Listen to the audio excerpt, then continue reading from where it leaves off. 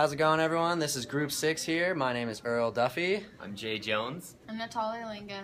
All right, and we decided to do Redbox for our final project. So here's Natalie with the introduction. Hey, so Redbox is a company that offers DVDs and video games in a rental service. It's super accessible, self-serve, and it focuses on low cost.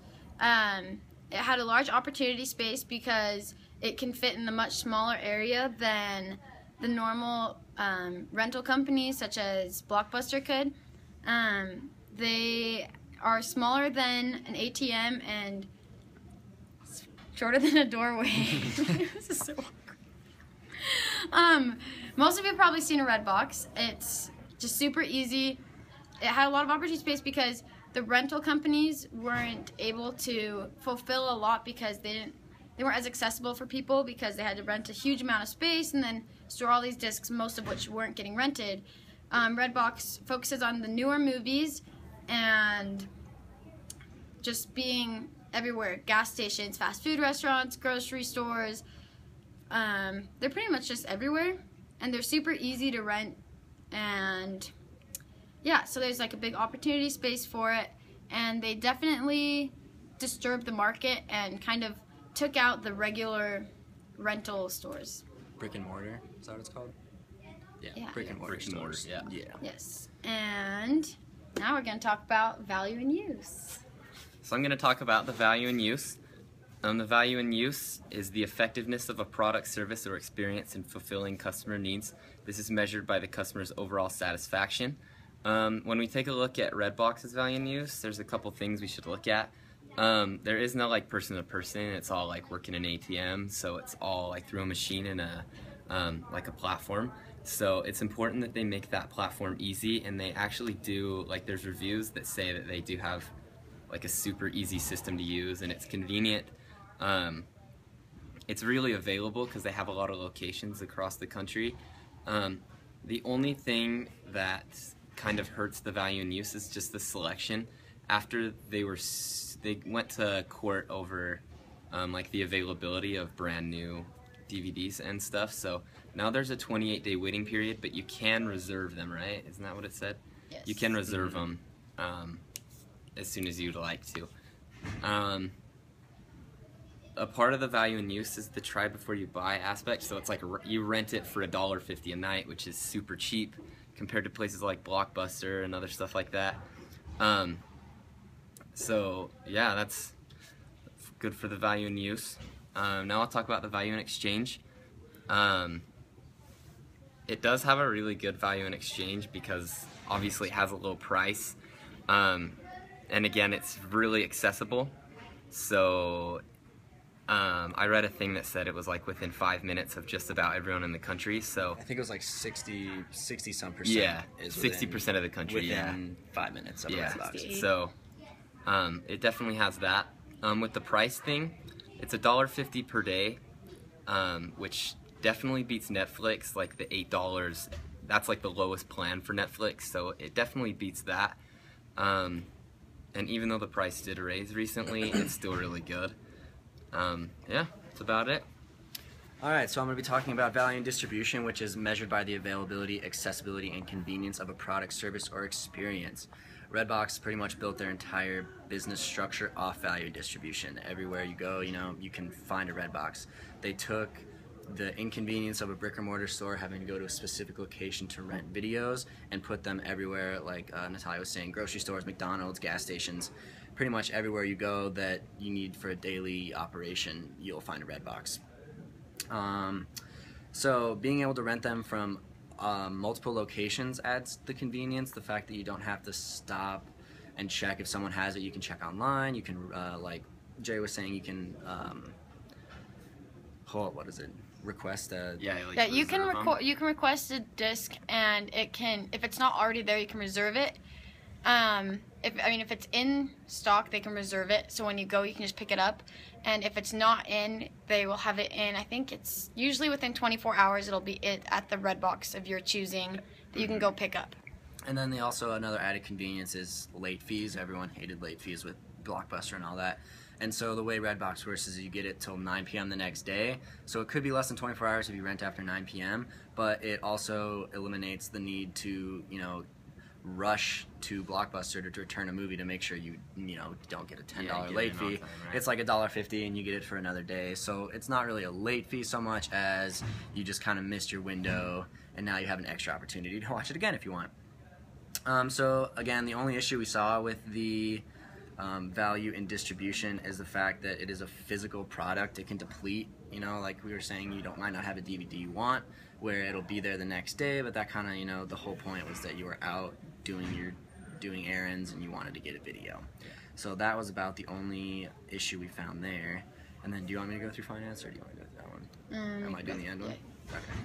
And so value in finance, the next one, is measured by financial performance of the organization, numbers, revenue, cost structure, growth, cash balance, stuff like that. And so Redbox has a fairly good value in finance. In 2013, Redbox held around 47% of the market for physical DVD rentals, which that's quite a bit.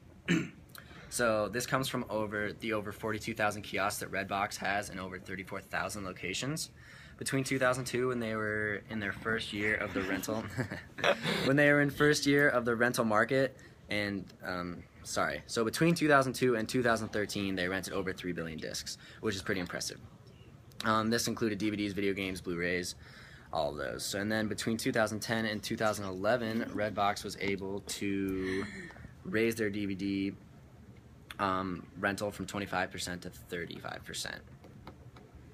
This put them on the path for almost half the market share that they have now. So Redbox joined the rental game joined game rental in 2012, and this opened up an entire new market. It's like we were saying, try before you buy. And earlier, like we said, 68% of the United States population is within 5 minutes of Redbox. So this is a fairly large fairly large percentage, considering that a lot of people live more than 5 minutes from movie theaters, grocery stores, and more. Redbox sells a massive number of rentals, so many that it averages at 40 discs per second. And Coinstar, the company that owns Redbox now, has a yearly profit growth of 75%.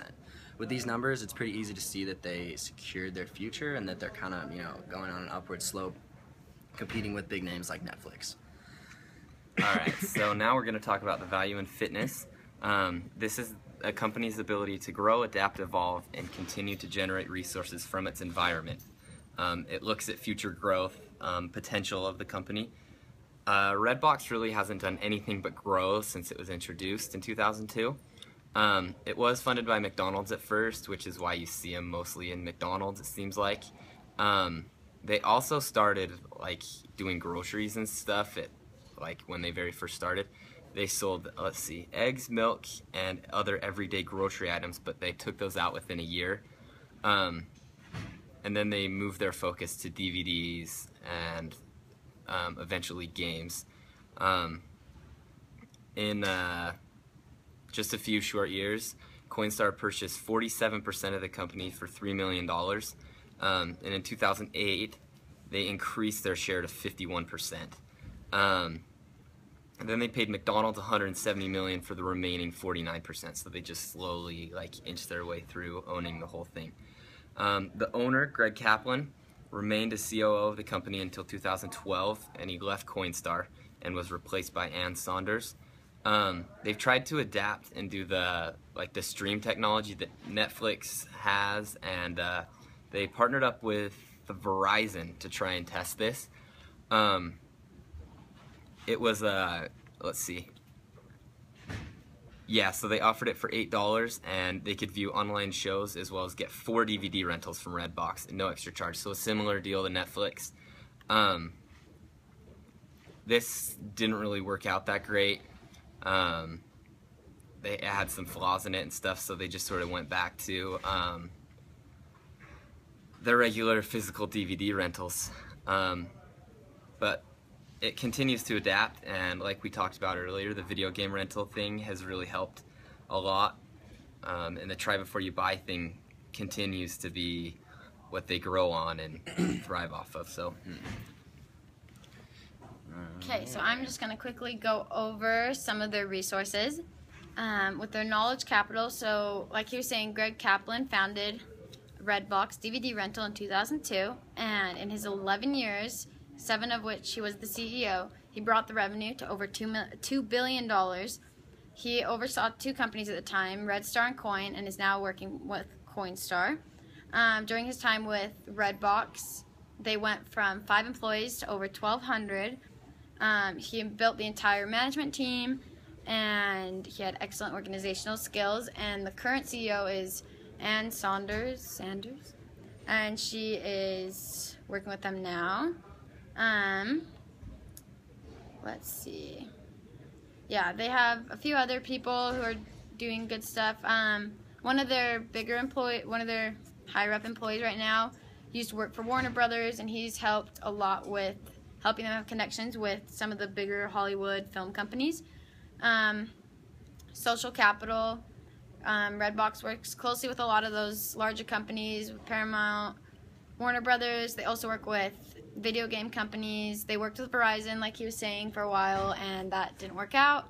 Worked with Sony. With financial capital, they were originally financed by McDonald's, and Coinstar's helped fund the project, and yeah, they have been pretty much making a lot of their own money at this point and been super successful. One more? Or is that it? That's it.